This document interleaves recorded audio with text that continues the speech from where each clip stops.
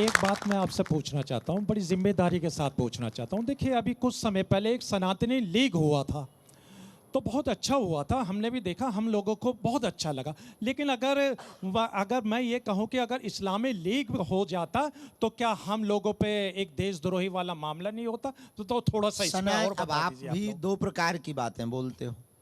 कुछ देर पूर्व में आपने ये कहा कि सनातनी एक परंपरा है, इस देश की मूल मिट्टी सनातनी, इस देश का कंकड़ कंकड़ सनातनी है, इस देश में बढ़ने वाला बैट भी सनातनी और बॉल भी सनातनी हमारे नजरिए से।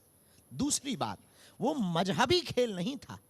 हाँ, हमारे ज्येष्ठ भ्राता श्री देवकीनंदन ठाकुर जी की वो विचारधारा थी कि हमको एक खेल खेलना चाहिए, तो हमने कहा, बोले सनातनी क्रिकेट। हमने इस बात से हाँ कहा, चलो कम से कम तनातनी तो नहीं है।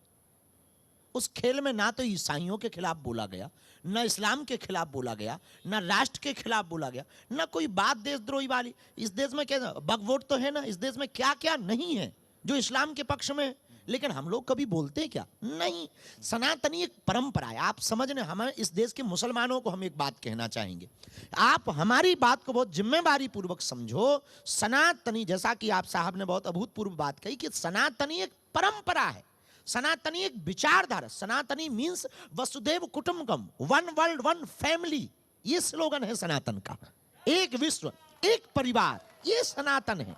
तो हमें नहीं लगता कि सनातनी होने से इस देश में जिसने जन्म लिया वो सनातनी, अब माने ना माने वो उसकी कमी है। अब बाप को कोई बाप ना कहे तो बेटे की कमी है, बाप की नहीं। क्रिकेट में, क्रिकेट कोई मजहब का नहीं हो सकता, क्रिकेट तो देश का है, क्रिकेट तो एक खेल है, और खेल एक का नहीं होता, खेल तो सबका होता है। तो क्रिकेट कभी भी, क्रिकेट का आप कलर नहीं कर सकते। दो तीन विषय ऐसे हैं, एक गायक, भजन गायक, शायरी गायक, ये कोई मजहब। हम रस खान के दोहे क्यों गाते हैं? क्योंकि अब वो बचे ही नहीं। वो जो हो गए सो वो हो गए, वो जो पा गए सो पा गए, अब वो सबके हो गए। अब्दुल कलाम, यदि हम इतने कट्टरवादी होते तो हम उनको गालियां ना बकते। आप हमारी विचारधारा को तो समझो ना।